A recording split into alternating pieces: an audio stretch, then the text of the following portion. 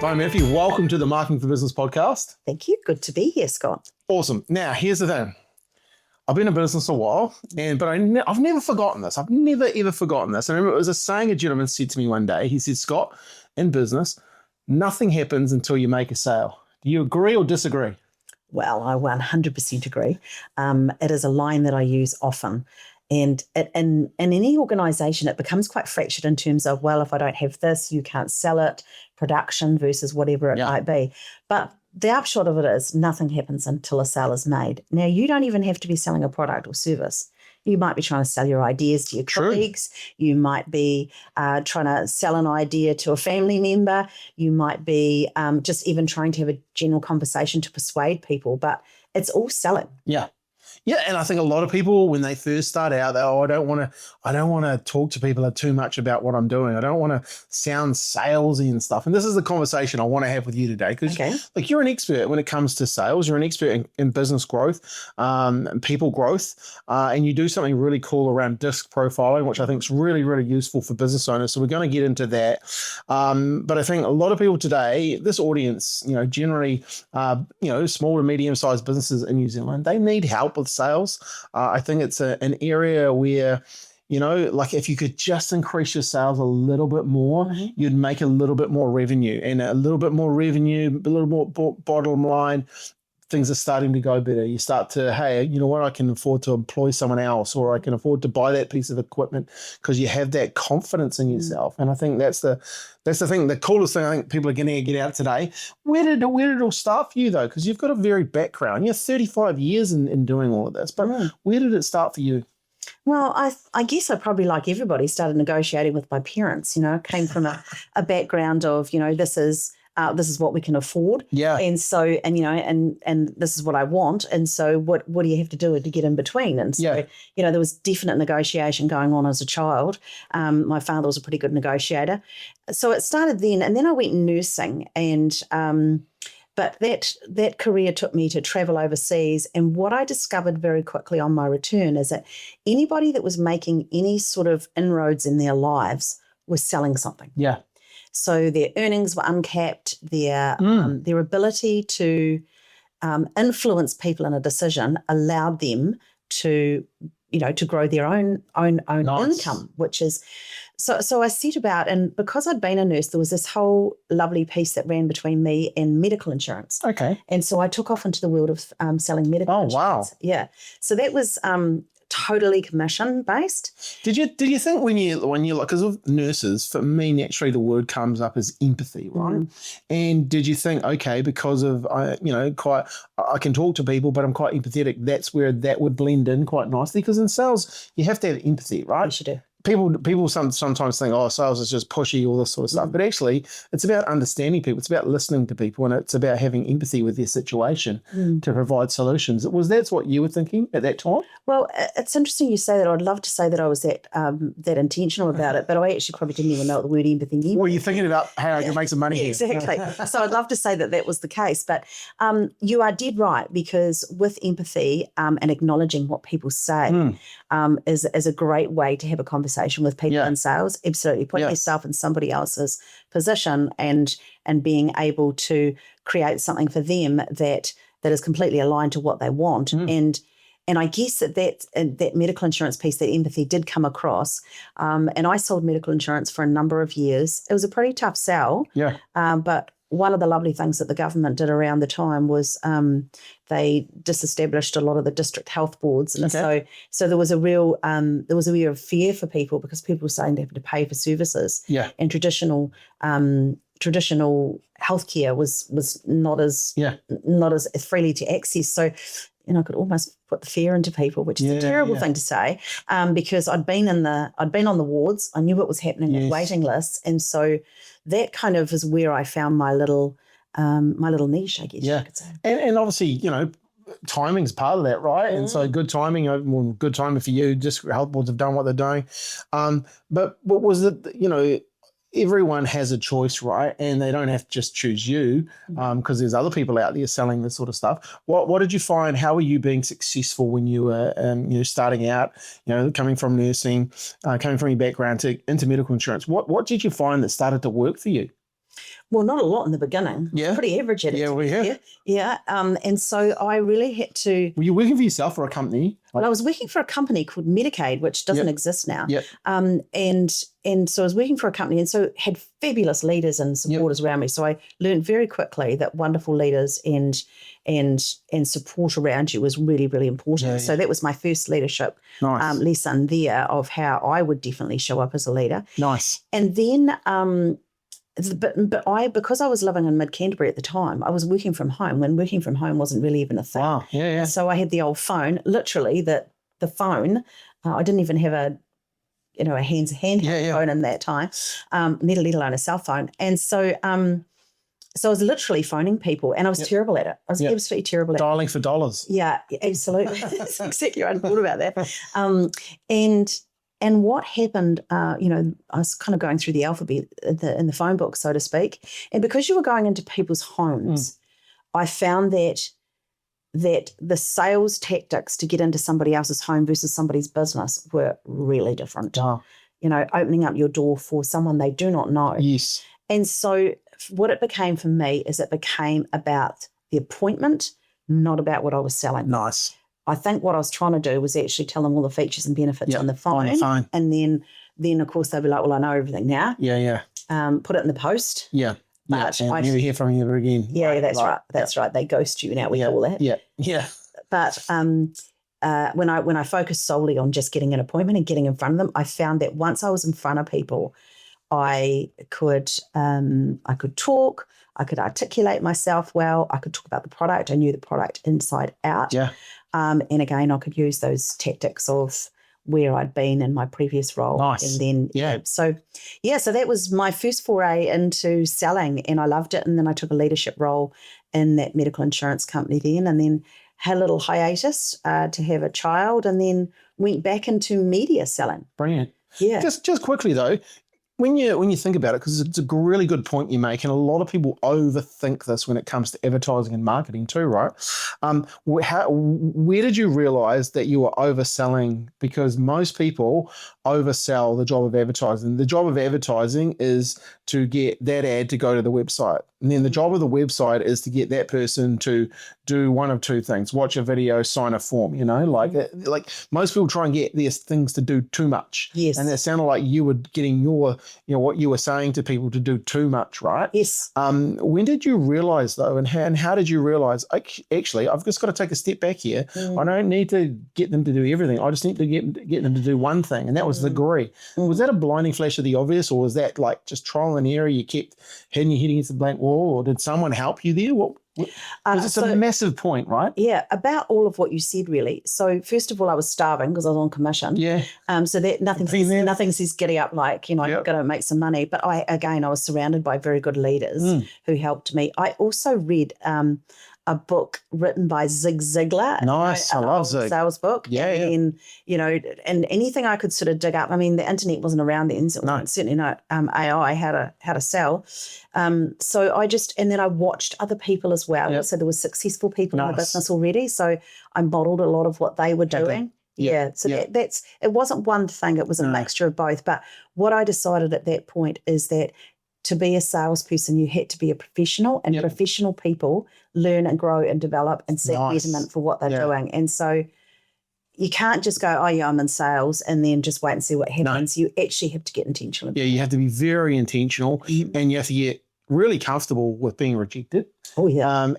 But you do the smart thing, you learn from people, right? Love Zig Ziglar, probably one of the quotes that changed my life. You can have anything you want in life as long as you help other people get what they want first. I started to share that in a few presentations, and you could see people furiously writing that down and leave it up on the screen, because I think that's one of the keys to sales. Like if you help them get what they want first, you're going to make sales because of that, right? Absolutely. Yeah. It's all about creating that solution. So you go from there, have a bit of hiatus, boy or girl?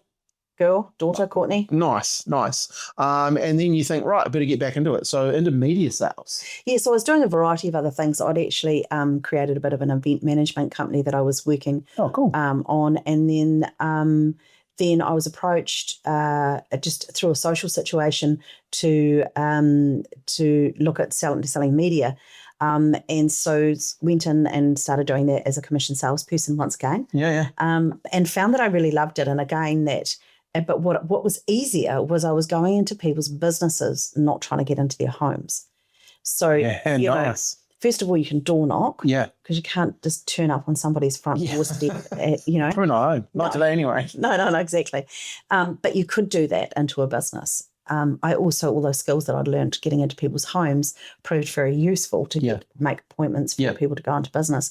But I was in a small town in mid-Canterbury. I was in the Ashburton Methven area. And so a lot of people knew you anyway, or knew your parents, or knew someone that knew someone. Nice. So it was easier to get into businesses because there was some sort of people knew you. Yeah, some influence there, right? Yeah, that's right. So I did that, and then I moved to Christchurch and went and worked for More FM. Oh, wow. And cool. Had a number of years there and as the general sales manager, and then we merged with MediaWorks and so became one big media operation, and I absolutely loved that job. Did you work with Doug Gould at all? Doug Gould? Yeah. Yeah, in the very, very early piece, it had not long been sold, but he was still around and came and spoke to us. Yeah. I've had him on the podcast. He was fascinating. Amazing. Around that whole media space. Yeah, exactly. No, it's very inspirational. I love what you said there about familiarity and people knowing people and who you know and how you can open up doors because of familiarity. And I think there's a great opportunity to do that with video and social media and all that type of stuff today. I want to know, though, what did you love about commission-only selling? Like, you did it once and then you went back for more. Well, back then, the earnings were completely uncapped. Yeah. So there was a percentage of commission, and I can't even remember what it was for medical insurance. I can't even remember. But let's call it 10%, And so immediately for me, and being, not the best mathematician, sell $1,000, get $100. Yeah. It just became that, sell 3,000, you get 300. It was simple Nice. maths. And so I knew every time I made a sale and I could add that into my till, I knew exactly what I had sold and what I was going to earn. Yeah, nice. I personally, I remember starting out and working in commission only, and I loved it. Like, and look, when you start a business, you're starting out again, like you're commission only. But I really did like the freedom of it being, hey, whatever you go out and get, you can definitely write your own destiny, which is that's scary for some people. And look, when I guess I didn't think about it too much, maybe a wee bit like you as well, like just went out and did it, and all of a sudden you get better and better and better at it, right? Talking to business owners, what did you love about talking to business owners about your media and the media product that you had? So I guess in the early days, being in a small town, the radio stations were few and far between. Yeah. And so, we didn't have a digital world then. But it was very cool to advertise on radio too. Yeah. It was like, because they not only had radio stations, but they had cool parties. They had very cool parties. Of course they did. You were at some of them. Still. Yes, I know. No, I think and the cost to do it at the time, and this is early in my career, was quite significant for some people in those mid-category businesses. But they got a return because there was such a captive audience and it wasn't that fragmented. Yeah. And very few people listened to radio stations outside of mid-Canterbury at the time. And so there was direct results. There was also people loved hearing themselves on the old wireless. They loved it. Yeah. But they got results, and that was the main thing. And then the other thing from there was when they got results, I would then get them to introduce me to there, because there's a network of people down there, lots of owner operators. And so I would just say, hey, look, can you give me 2 or 3 names of people that I call? And, oh, by the way, can you call them and let them know I'm calling? How good. So there's a tip in itself, right? Like even today that works, right? It does. Give me the names, but hey, by the way, let them know that I'm going to be calling you. And that's, I love that. That's everyone could use that. It's a powerful referral tool, actually. It's a really good one I still use, and would definitely encourage anyone to use it. I love the brand recognition of radio too. Like you can get it, that repetition, and your name is there again, and especially in the day people are listening to the radio. They're listening because of, the More FM had some real celebrity kind of focus of their presenters and stuff, and it was a really big thing. I love what you did though, because when when people started voicing their own ads, like again, the game changed too, because I heard you on the radio, and I hear that today all the time. Like people still want to voice their own radio ads, and I know guys that do it really, really successfully, guys and girls, and it's a big part of it. Voicing your own radio ads, and that was a game changer for a lot of people because you couldn't voice your own TV ads. No. No. And you can voice your own social media ads and that type of stuff now, but at the same, that was probably the first area where people could have a little bit of control, and also it made them feel good when someone would say, "I heard you on the radio." Yeah, and then the other thing that started happening was people would walk into their business, not only "I heard you on the radio," but "Hey, you Scott that I heard on the radio." And that is huge, right? Like, I don't underestimate that, how much that means to someone too, right? We get that with a couple of people that clients are running ads, and the guy will pick up the phone and people, "Are you the guy in the video? Are you the guy?" And it's like, "Yeah, I am." It's like, so that it plays a big part to it. Yeah. So in Ashburton, Methven, and then where do you go from here? Moved to Christchurch. Came to, as I say, More FM, and took a sales manager's role there. And again, had another great leader at the time who really helped shape you. I mean, we've all had leaders that didn't shape us, but we learned the best lesson from them, not to be a leader. But I've been really fortunate that I've probably only had one, maybe even of those, and the rest of them have been incredible. So and I didn't really know anybody in Christchurch, so it was a great fun industry to come into and start my life in Christchurch. Sales manager role is completely different from just selling, though. Like, you're now starting to look after people and more accounts. What were some of the challenges you were starting to find? Because I know, I've worked with people who are great salespeople, all of a sudden become a salesman and they just suck at it. They don't actually like it and they want to go back. What were some of the things that you were enjoying or not enjoying about being a salesman? Yeah, well, firstly, you don't get paid as much as what you did when selling. Totally. You take a pay cut. Yeah, you take a pay cut. Who wants a pay cut? But you don't get into leadership for the money. Yeah, true. You get in it to be able to help grow and inspire other people. Nice. Yeah. Again, like everything, probably wasn't that good at it in the beginning. Yep. But you learn, you get kicked around a little bit, you make mistakes, you do, you say things that you shouldn't have. But mostly it comes from a place of wanting to help people get better, to grow their sales. Yeah. Which of course helps your monthly targets that you're going into. But I really felt that if you could get salespeople really understanding the way they sold, what they needed to do to improve, and really understand their products and their customers, that was my job.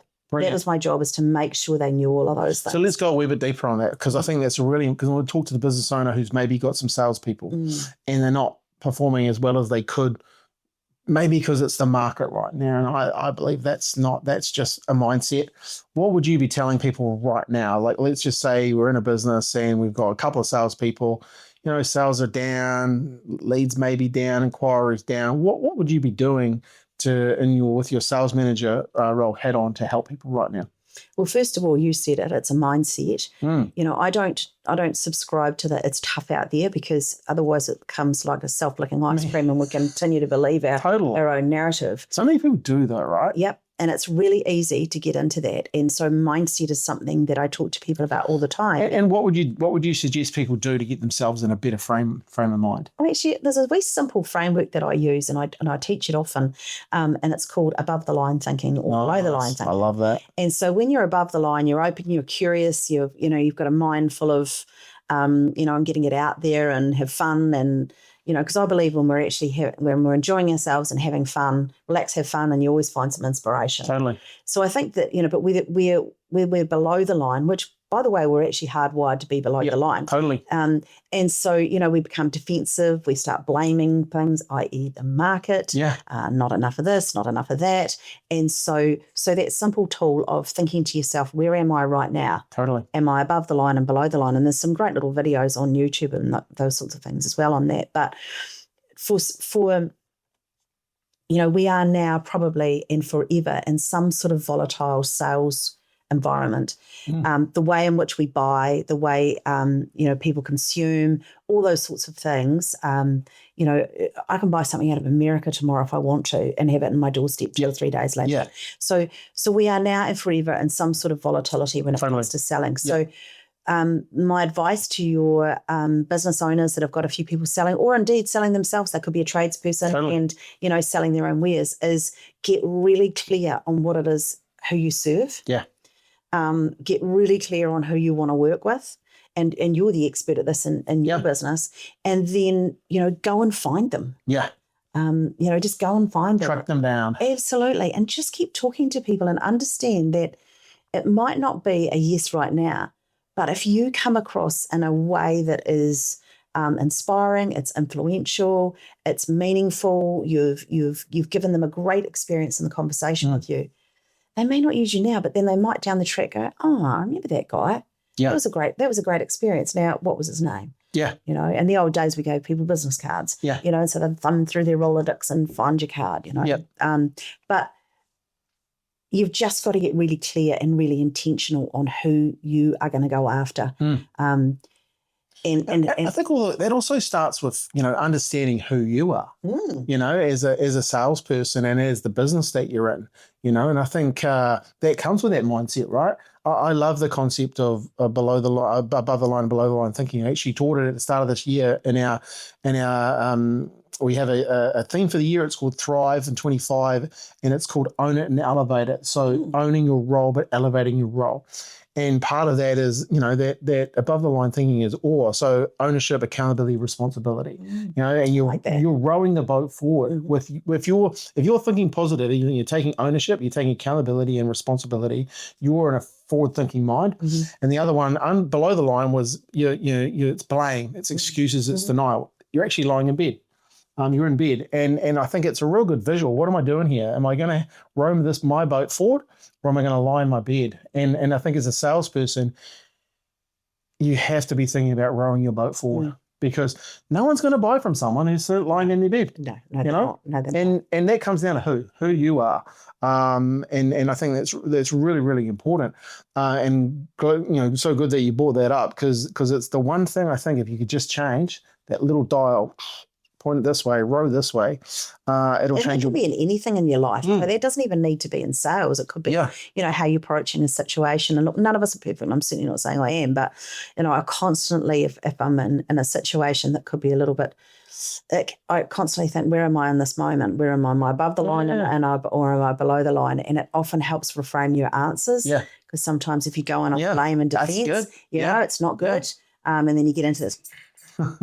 But back to what you were asking about the business owners and what they can do with their people, just sit with them. Just sit with them and coach them and ask them where they're going wrong and what's happening when it's wrong, where they're running off the rails and what's bothering them, and that no conversation is off the table. Because unfortunately, in a lot of sales leaders I see, as the expectations are so high of what they want from their people.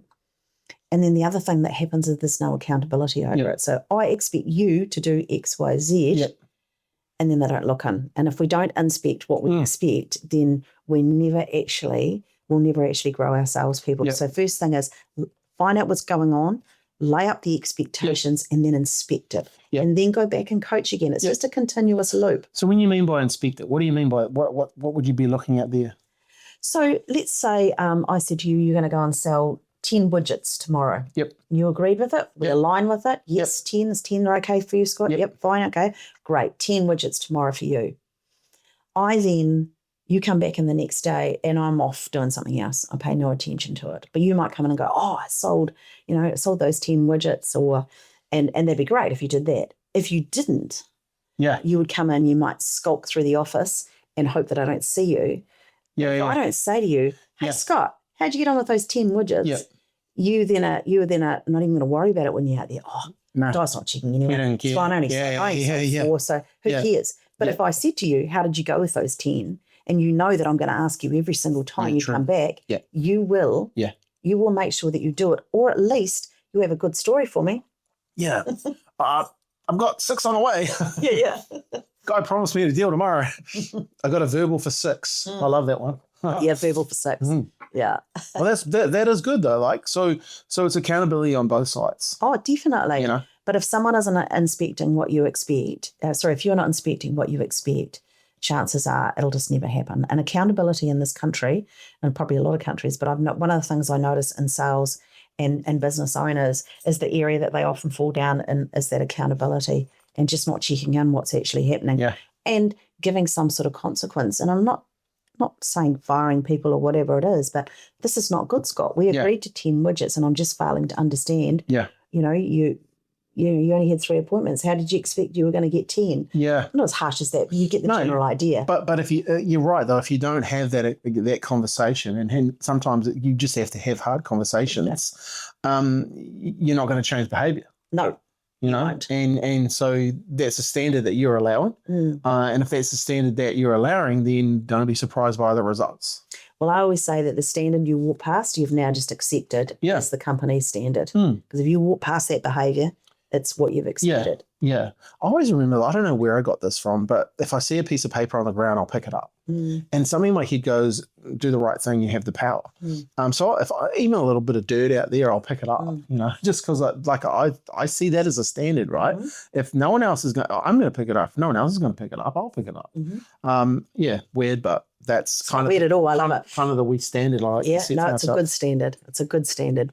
So sales manager, obviously the cool thing there is you're kind of growing yourself when you start to coach other people too, right? Because you're learning about what you're sharing, you're learning about, you know, you're getting feedback from them as well.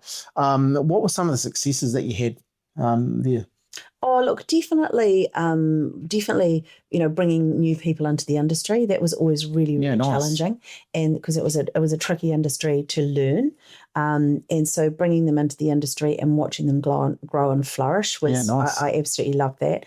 But equally those that had been there for a while, you know, that you could help, again, look where they wanted to grow and develop and help them. But mostly it was just sitting alongside them and being there for them when they needed something from you and holding them to account for it. Yeah. That's pretty cool. Like when you get to obviously help other people, and it's exactly like you help other people get what they want, and then you get what you want. It's such a it's a foreign concept until you really start to understand that's how the world does actually work, right?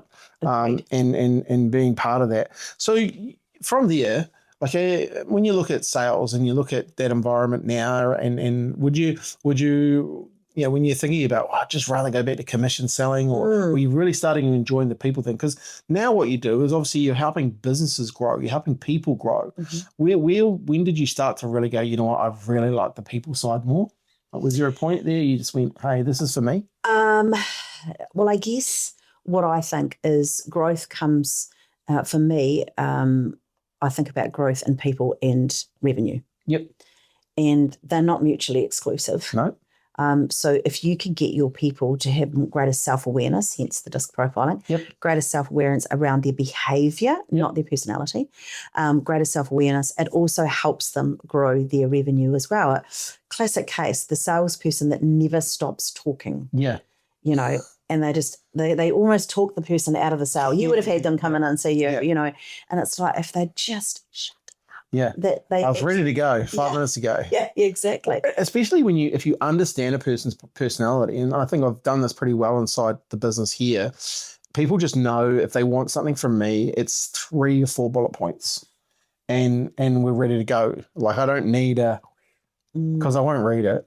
No, that's why I love Gemini, because it just, you know, it breaks it all down now. Memo to me: don't send Scott anything long-winded. No, because I think that's where, if you understand who you're dealing with, and you understand, well, firstly you understand yourself. You know, like we're going to talk about this profiling because I think it's important to understand yourself. But if you understand who, because these things make you more money than this thing.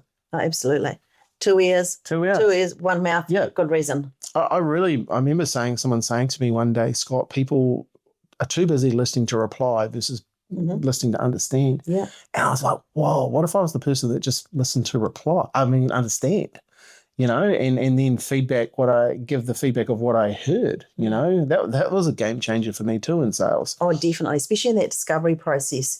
And if you listen to understand, which is active listening, so you're actively listening to what the person has to say. And then another wee trick that I use, because I love to talk, is I paraphrase what they said. Nice. So instead of just answering, I go, okay, so what I'm hearing is probably what I'm understanding is whatever it might be. That helps that, and it also makes that empathetic listening as well, because you're really you're engaged in what they're saying. Yeah. And to be fair, a lot of people probably don't get listened to much. No. So when you listen, you kind of this person, hey, this person listened to me today. I like this person. Okay, so let's talk about this profiling now, because I think it's it's an interesting take, and I've been around it and heard about it, but I want to get your take on it, and I want to get your take on how it can help businesses today, especially because we are in an environment where we have a whole bunch of different ages now that we're working with. And I think some of them are more savvy than we give them the credit for. Young people, they really are savvy, but some business owners really struggle to understand some of the younger people. So let's talk to that. Firstly, why is it important to understand your people? Well, look, I can tell you how it all occurred for me when I first stumbled across disc profiling. So I was leading a team of, I think I had 11 salespeople at the time and a couple of sales support people. And I met a chap by the name of Kendall Langston, who owned Pivot and Pace, which was results.com back then. Yeah.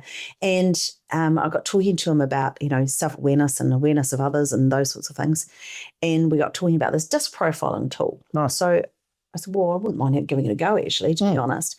And I was absolutely floored by what it said about me. And in the beginning, I was like, it's not true. But it actually was, every single bit of it. Yeah. And so then we bought it, because the thing that was, the team that I had was good. It was a good team, really good team. But I figured there was something just missing a lot of the time, that while we weren't great. And that wasn't them, that was me. Yeah. I felt there was something I was missing something. And so what I discovered was that if I put these people through this disc profiling, I might understand them a little better. And what happened was I discovered that, so the disc profiling has 4 quadrants. So there's DISC, which is disc. Yep. And it's dominance, influence, steadiness, and compliant. Perfect. And what I discovered is that I had 2 people that were D profiles, like you, just want the bullet points. Yeah. So they'd come into a one-on-one with me and I'd start the waffle, talking. Really they just wanted how they're doing, what I want them to do about it, what's happening next, and then boom, out the door. Yeah, totally. And so it completely changed the way in which I was leading individuals. Nice. And I have to say that probably in my early leadership career, I was leading a team, and it was an old way of leading that if one does it, everyone has to do it. Yep. And nice. I was taught that. Yeah. And there's merit in that, but you also have to get them to that point by the way their behavior actually is as well. So you're understanding how they respond, how they receive information, but then the second piece to it was it taught them some self-awareness of how they're coming across to other people. Yeah. So not only could I lead them better, they could lead themselves better. Yeah. That's cool, because one size doesn't fit all, right? And that's the challenge, I guess, that we had early on, is we were trying to get everyone to do the same thing. And that's where frustrations come from, right? Because not everyone is the same. No. And having awareness around that for the person as well. Like, hey, this is how you are. This is how we're going to interact with you. They feel better about it as well. Of course they do. But also for them to actually understand how other people like to be communicated to as well. That's like, so don't just be the pushy, dominating person. Actually sit back, have a bit of empathy, let them talk.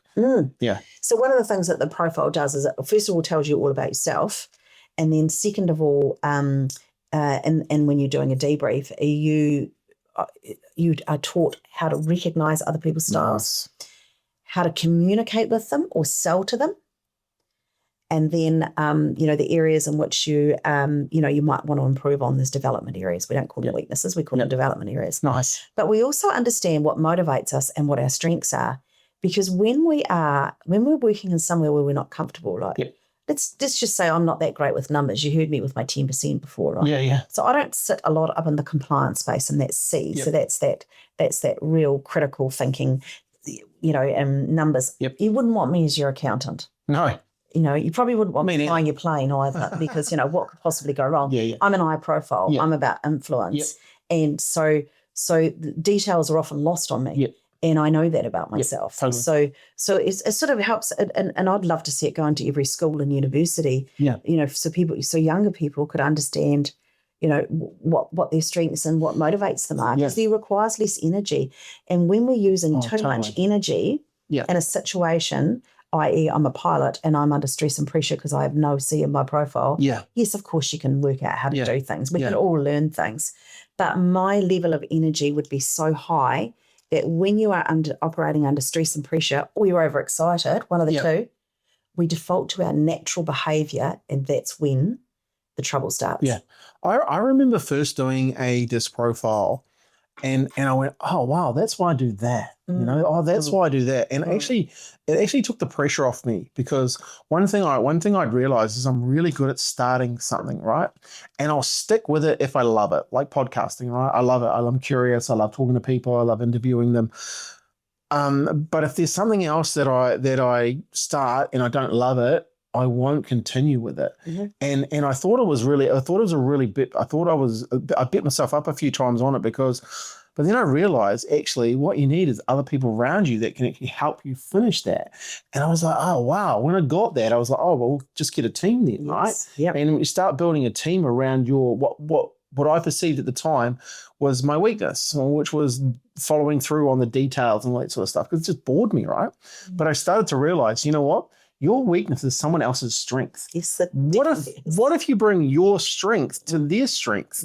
Now you start to change the game a little bit. And that's what disc profiling definitely gave to me. And it was a breath of fresh air to think, oh, well, I'm not this person that just starts stuff and doesn't finish it. I actually just need to bring other people around that love doing what I don't. Exactly. And I think where it works really well in teams, and what I've seen it do is, they might have a whole lot of people on the bus, but they might not necessarily be sitting in the right seats. And so profiling really helps with that too. It also helps, if you've got a team that really struggles to perhaps communicate well or understand each other, or where are they coming from with that? When you get them all in a room together and you profile them all, and then they share their findings with each other. It's a real game changer for teams. And, I know leadership teams, boards. I've done it with all sorts of teams, right down to sales teams, I've even done a family. Oh, wow. Get on. Mum, dad, and 2 kids. Most families need that. And it just really changes things. And any of the clients that I work with, they all say that there's one thing you brought into our business. And I've continued to work. It's often the way I go into business. I've continued to work from them. But that one thing that they still hold on to is how that builds a team. Because what we've got to understand in a team dynamic is, you would have heard that Tuckman's model of, forming, norming, and performing. No. You haven't Tell me about it. No. So in a team, and when a team is developing, we start in the forming phase. Every time a new person comes into your team, we're forming. Then what happens is we drop down, and so a high-performing team sits up and obviously performing, and, not that there's a bit of distrust and stuff in the beginning of who you can talk to. And so we go through a storming phase. Some businesses never get out of storming. So that's jostling for position, trying to work out who you are, what it is that you do, why aren't you doing that, why am I doing that, she should be doing that, he should be doing that, whatever. If one person leaves, we go back to forming again because we're now in a new group again. But hopefully what happens is that through your team dynamics is you continue storming and you go to what's called norming. And so where everything becomes quite normal. We're all quite settled. Everybody's calmed down. We all worked out who each other are. And then that's often where that profiling stuff really helps, where they really understand each other, and then they can get to that performance stage. I like it. So was it storming? Forming, storming, norming, and performing. And there's another one as well, which is, you can't make it rhyme, but it's adjourning. All right. That's adorning, I suppose. Doesn't sound as good. That doesn't sound as good. But, some teams are there for a finite period of time, so they adjourn eventually. But that's the Tuckman's model of that. And that's another enlightening piece for people to understand with their team. And especially, potentially businesses that have got 2 or 3 salespeople, or just 2 or 3 people in their team that they work with quite a lot. So smaller teams, you really notice it when one person goes. And you would have had that in your early stages. Yeah, totally. A smaller team is actually harder to lead than a bigger team, funnily enough, because you don't get those that storming stage is not quite so bad with when a new person comes in. Yeah, totally. Yeah, and it's definitely starting out. If that one person, that key person, kind of leaves, it does take you back a bit, right? But then once again, once you get through that and you start building those high performance, you start to build leaders within the team. And that's the exciting part, I think, for business owners, if you can ID leaders. And this would be a good way to start IDing those leaders too, right? Very much so. And that's a lot of disc profiling, especially, helps set up emerging leaders programs in organisations as well. And that's spotting talent and then working out the coaching and development that they're needing. But the very first thing we do with them is we disc profile. Yeah. What makes a good emerging leader? I mean, right, that's a good question. I think it's an interesting topic that a lot of businesses would kind of like to know the answer to. What's your take on it? Interesting, because when I was in the medical insurance days, I remember the manager at the time, she said to me, I said, I'd really like to be a manager, of which I did become a manager for that company. I'd really like to be a manager. What do I need to do? And she said, start acting like one. And I said, what does that mean? Yeah. She said, start behaving. She said, without making big decisions. She said, if there's an opportunity to lead something like a group discussion, lead it. If there's an opportunity to stay back and do a little bit of additional work, do it. Yeah, nice. But she said, start to model that behaviour. Yep. And so I did. And what started to happen is people that had even been there longer than me would start coming asking me, what do you think of this style? What do you think of that? Yeah. And so it became, she then said, well, it's pretty obvious that that's the path you want to go on. So I'd shown the behaviour, and then I had started to model the behaviour. And so it was a natural juncture for her to take me through. Okay, emerging leaders are those people who you see as your future. And what you touched on the generational thing before. And one of the things that I say to a lot of my leaders that I work with, if you are struggling with the intergenerational thing, you need to find a way not to, because you are employing your leaders of tomorrow. Yeah. And our young people of today are outstanding, and they've got so much to offer, so much energy, so much more vibrancy that I'm pretty sure I had in my sort of 20s and 30s. And so looking for that talent and growing them in a way, looking for that talent that is prepared to model the behaviour for a start off, prepared to do the work, perhaps even go out and do a course or take some wider learning. But then you've got to do the right thing by them and understand their behaviour and who they are and what motivates them as well. Okay. Because what we used to do in my early career, it was, you do this. Yeah. So when you're leading that team, Scott, you do that. Whereas what we need to be doing now, and because it is bringing that generation through, because my generation, we did what we were told. Totally. And I don't necessarily subscribe to that. No. I think there's a little bit in it and stuff, but what for our emerging leaders, we go, if that was you going to do that, Scott, how would you approach it? Yeah. And so it's changing your behaviour as a leader to allow those people to emerge. Yeah. Because they won't merge if you continue going through that. No. That's what I love. I was conversation with one of my team yesterday, wants to take on more projects, and came to me and asked me, what should I do? And I said, well, what do you think you should do? It's a good question. And I said, and she was like, and I said, like, hey, what's your zone of genius? I said, what are you really, really good at? And it was funny because I was having this conversation with myself. What's your zone of genius? And what is it? What is it? Who is it? How is it? All these questions. And I just said to her, what is this? What is your zone of genius? What are you really good at? What's effortless to you? What does it look like when you do these projects and you don't even feel like you're working, And so what is that? And I said, I want you to come back to me and I want you to answer that question and I want you to tell me what it is that you want to work on. Because if I tell you, how much exciting is that going to be for you? I'm just telling you to do something. Of course you are. And that is old way of leading now. Yeah. I totally believe that. And I think that if you coach, you're a leader. If you tell, you're a manager. Yeah. And I think to get the best out of someone, like I know the person's already come back to me with a document. And I haven't read it yet, but I will. And I know it's going to be good. And I know it's not too much detail on it. No. The person's smart enough to know that. But I, I just remember if I always say to people people used to come to me all the time, and I'd say, "What do you think?" Because that like you can't if you leaders. What emerging leaders too. One thing I've noticed with emerging leaders, they are the curious ones as well, Absolutely. right? They're above the line. Yeah, they want your feedback, but at the same time, they're prepared to make their own decisions and grow their own way, right? And you always notice emerging leaders by the language they use. One thing we have in the business is we have on Wednesday, it's called an own it moment. So who have you seen that's owned their moment this week? Is it own it? It might be a client, it might be a customer. Another staff member. Or you can own it yourself.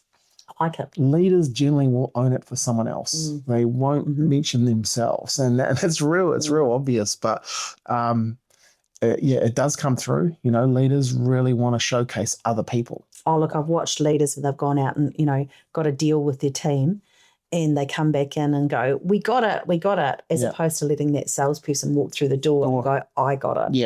Yeah. They'll always, most salespeople turn around, oh, well, wouldn't have had it without the help of you, Di. But, we don't take the credit for it. Never take the credit for it. Never.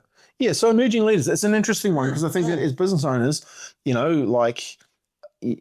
you're sitting there going, I don't want to have I want to pass the mantle, right? I want to be able to other people to take this on. So every business needs an emerging leader. What else would you say to someone, a business owner looking, who's never done disc and thinks, oh, this is a bit, is it too, because some people just don't want to get in touch with their feelings either. Is it too touchy-feely or is it quite strategic? No, it's not at all. It's not touchy-feely. And look, I've been with some pretty seasoned leaders that lead some pretty large organisations in this, especially in this town and country. And, they generally, good leaders are the first ones to fall on their sword and tell their story like, this is me. Often they're a DI profile or, and so they're quite happy to be sort of, leading the charge on that. And I think maybe, I'll be scratching to say probably even once I've had someone say there was one has said this is rubbish. Yeah, and that's fine because they're obviously, they're not completely not self-aware. And funnily enough, their behaviour that they were displaying in this workshop was exactly what their profile was saying, so, but look, I think, give it a try. And there's, if anyone's interested, just reach out to me and have a chat. Totally. But also, if you want to know how it's worked in organisations, I've got lots of clients who would be more than happy to say, hey, how did this change your organisation? They'd be happy to give that referral to. But there's lots of information on the interweb. I think though, if you're looking at your business and let's be honest, it's been a tough time for the world and New Zealand and there's whole things going on. And I think if one thing you can do as business is control the controllables, right? And one of the things is in here, it's your mindset. The other thing is how you communicate to people and how you turn up. And I think high performing teams want an edge. This gives you an edge.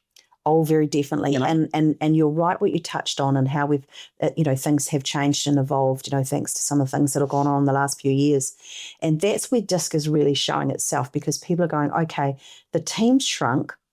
Chances are they're doing a lot more work than what they used to. Yeah. How do we get the best out of our people? How do we give them a tool back to help them understand the way that they actually are and communicate better with each other. So it's a more harmonious team environment.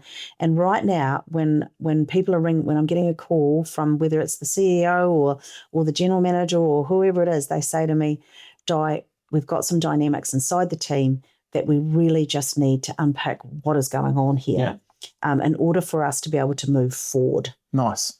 I'd also challenge, hey, if you've got a good team going on right now, do it anyway as well. Makes it great. Makes it great. So I found it. And that's the coolest part about it. Hey, now you've got something exciting happening. You've been busy working away, writing a book, and I know you brought some information in today. Like, what's the book about? What's the book about? So, just a little bit of background. So I left that corporate job 8 years ago to start a business called Intentional Influencing, and so I've been working with business owners and leaders. Around growth and performance, people and revenue. And a few years ago, I decided to record these videos and I put them up and for sale and, people consume them.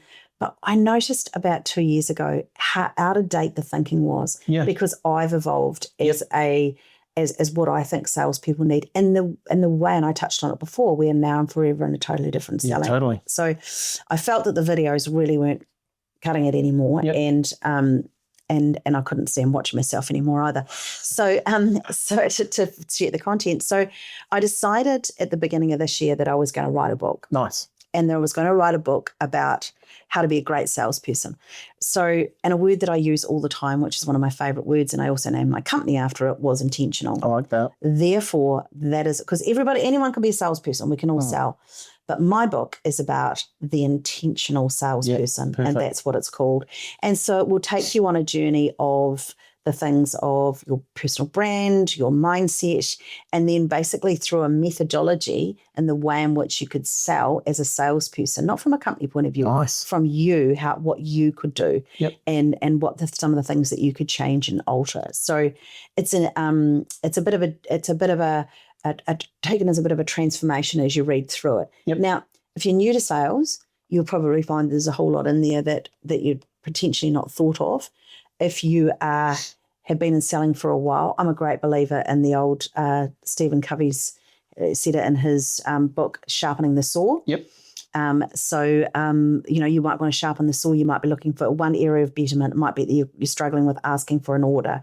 Could be that you can't pick up the phone and prospect. You'll find something in that book that will give you tips and tricks along the way.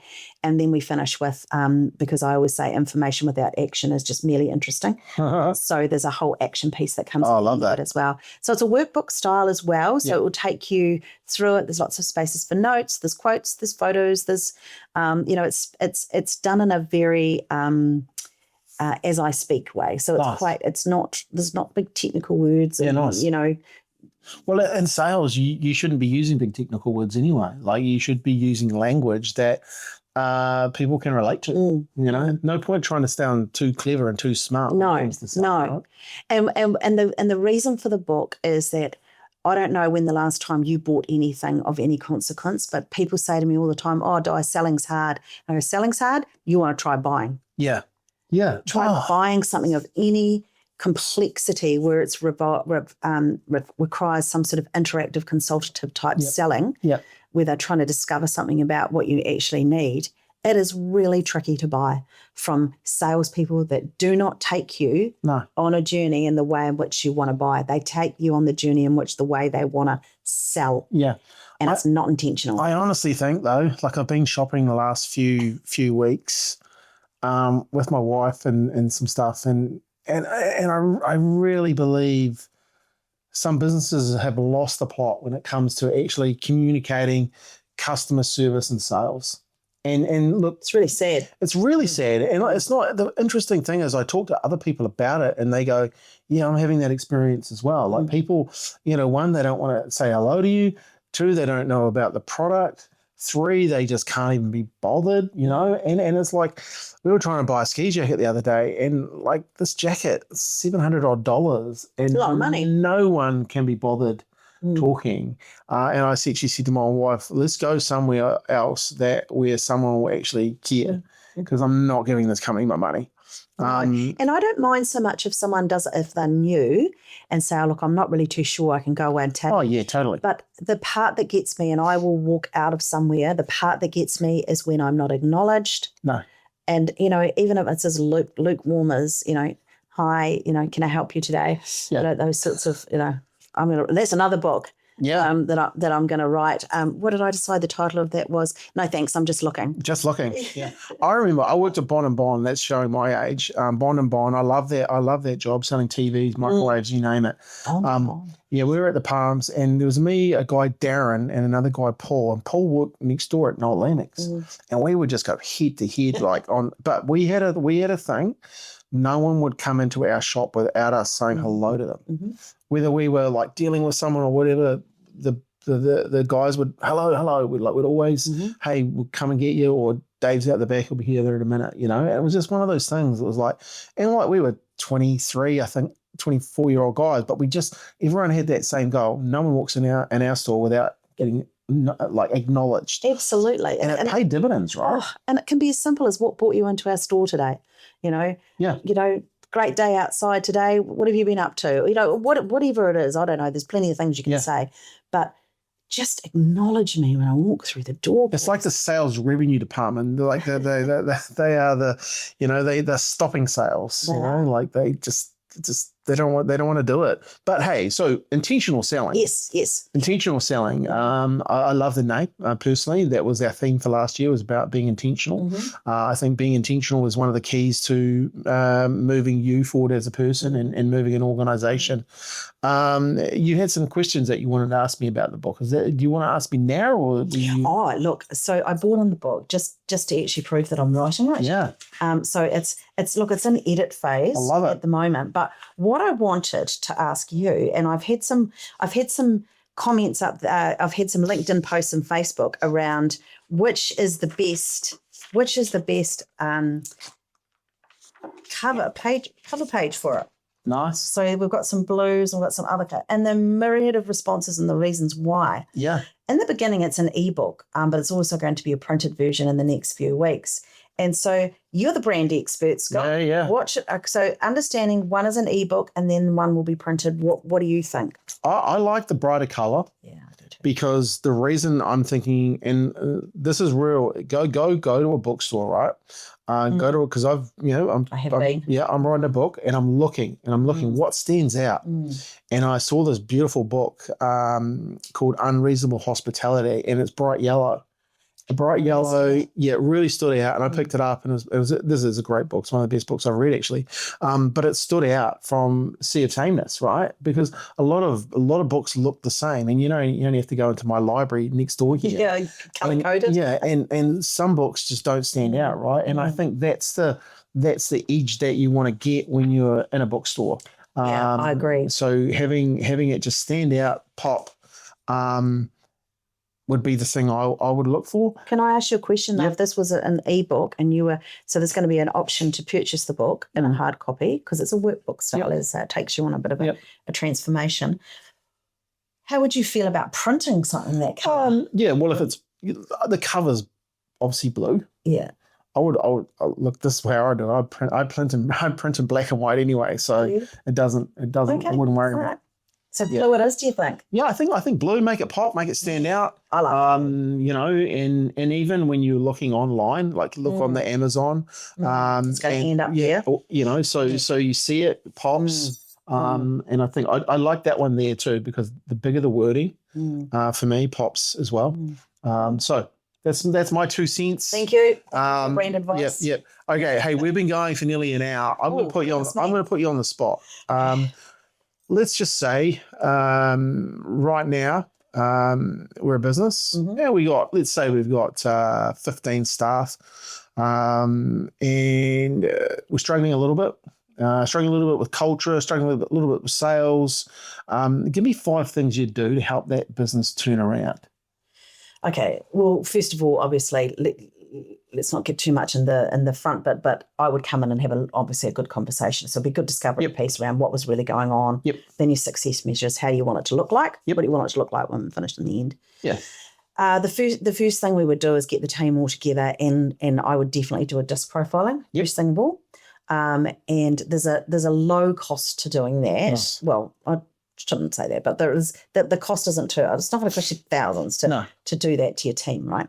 And so we do a disc profile with your team, and in that session we do a debrief with all the team. We take about 2.5 hours. Nice. And we talk about our individual disc profiling. They talk about it.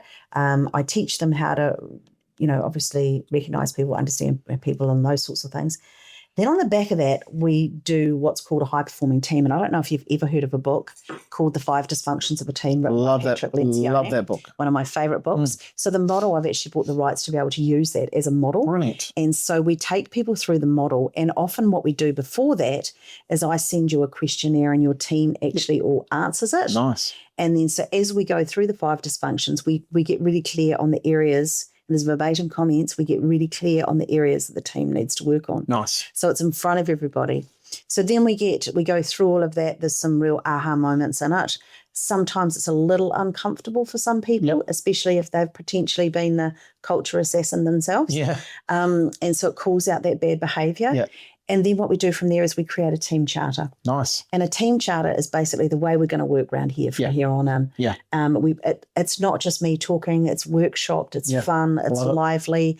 Everyone has some fun and they get to the end of it and everyone loves it. Yeah. So that's what I do in the first instance to bring a team together like that.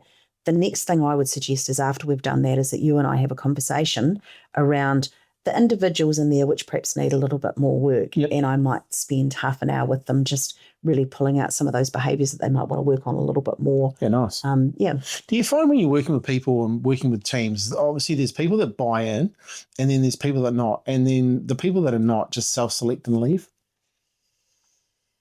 You feel it gets a little bit too uncomfortable with some people?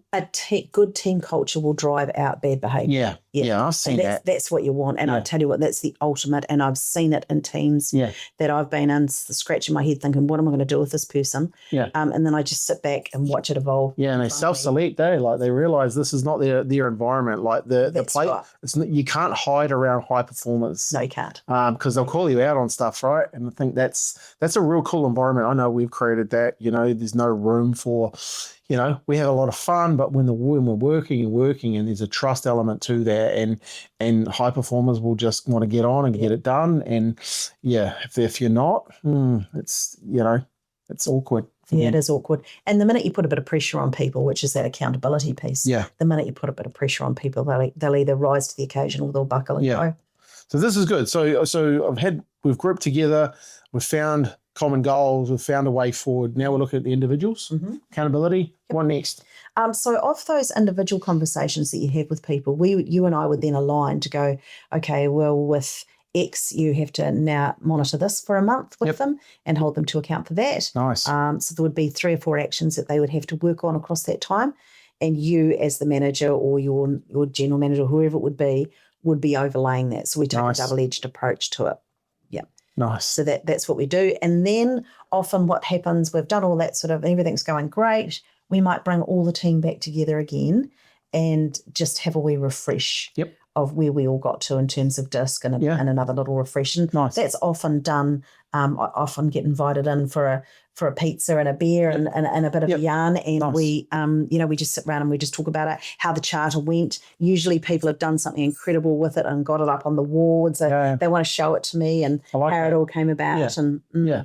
Yeah, because now they've got something in common, right? They've got something that they're all focused on, and they can, I guess, hold each other up to that charter, right? Yes. And if there's bad behaviour, like, well, we said we were going to be doing that. We said we were going to work this way. Like, we're going to collaborate. We're going to innovate together. We're not going to say that won't work. That'll fail. We're not going to be like that. Yeah. And so why are you like that? Yeah. And hey, actually, that's on me. I've got to pull my socks up. Very interesting. And getting back together, then do you do anything else after that? Oh, there's all sorts of stuff that goes on, and especially with the sales team, is that we will put in a methodology. So often sales teams fall awry when everybody sells in a different way. Nice. So we're not selling in the way their individual customer wants to buy. We're selling in the way they want to sell. Yep. So we create a methodology, generally sort of 5, 6, 7, 8 steps that we all follow. Then there could be some training and development that comes in off that. Very good. Do that as well. And then again, it might come back to those individual coaching them as well along the way. One thing I really got from this conversation is you really do care. You bring the nurse's bedside manner to a business, right? Like, and that's a cool thing to do, right? Yeah. And I can get that from this conversation. And look, it feels like we've only just started talking, but we've actually gone for 60 odd minutes. I really like what you said there. Hey, look, start. Let's get to point A. Where are we? Where really are we? And I think this really works when you get the business owner or the business owners to buy into it, then the team buys into it, and you strip this down and go, hey, we're here, we want to go here, and we're gonna work together with it. And I think that's really a really good thing for businesses to do. But then to actually break that down with a disc profile to say, hey, you know what, this person here likes to be communicated this way, and this is the reason that person doesn't listen to you is because you talk to them this way, and that must be pretty game changing for a lot of businesses too, right? It is so. And look, I've been into government departments, small business, large corporations, public listed companies, I've been across them all and the result is the same. Yeah. I cannot believe we didn't think of doing something like this beforehand and how much our team's evolved. How good. Just by the way, it's no mistake that those 4 arrows are the colours of disc profile. Disc profile, yeah. That's so good. Hey, so really love this chat. How do people get hold of you? Like people will be listening to this and we'll put everything in the show notes, but where can people get hold of you? Oh, so it's easy enough to phone me. What's your phone number? 021 944 613. Nice. We'll put that in the show notes. Yes, you can also get me at at intentionalinfluencing.com. Nice. You can connect with me on LinkedIn. I was going to say, you're on LinkedIn. You like being on LinkedIn. Love LinkedIn. Yep. I get a lot of business from LinkedIn. Actually. People see in the things that I do. Nice. Yeah, so you can connect with me that way. One thing, if you're a smart business owner, you'll watch what Di does on LinkedIn. Di gets caught in the act doing what she wants to do more of. And that's a skill. Like you need to be doing that. You need to be showcasing what you're doing, helping other businesses. So other businesses go, oh, I want some help like that, and that's it's real simple, but you do it well. So, okay. So we'll put all those details. One last word of wisdom for anyone out there. Before I give one. Yeah. Can I offer a couple of books to give away for some of your audience? Yes, we'd love to do that. Yeah, so I don't know how we'll do that, but we'll work it out. Well, what we'll do is if you've listened this far, and some people will, you type in the word on, you go to the post. There'll be a post up about this video on LinkedIn. There'll be some short videos. Post the word intentional salespeople or salesperson, and either on myself, my profile, or Di's profile, and you'll get a book. Fair? Maybe what if there's 500 people reply? Well, the first 2 people that do it. Yeah. There you go. Hey guys, really appreciate your time. Di, thanks for coming in. This has been a great conversation full of information to help people. All the details are in the show notes to contact Di. One thing, we've given our best. We've given you some great information here. We've given you some things that you can really work on in your business from a sales perspective. We've given you some really good information on how to help your team, some insights into actually how to be better as a team. So your job now, though, is to share this podcast. Share it. If you're seeing these videos, share the videos. If you're watching your YouTube, share the YouTube. If you're listening to the audio, share the audio with a business owner that needs your help. I really appreciate people sharing it because it does mean a lot to us. We can reach more people, and then we can actually help more people. And this is what the podcast is about. It's actually about helping other people, giving them some insights, giving them some tips on what they can do to actually help their business grow. So appreciate your time. All right, go out there, have some fun, take some action, and as always, celebrate your victories.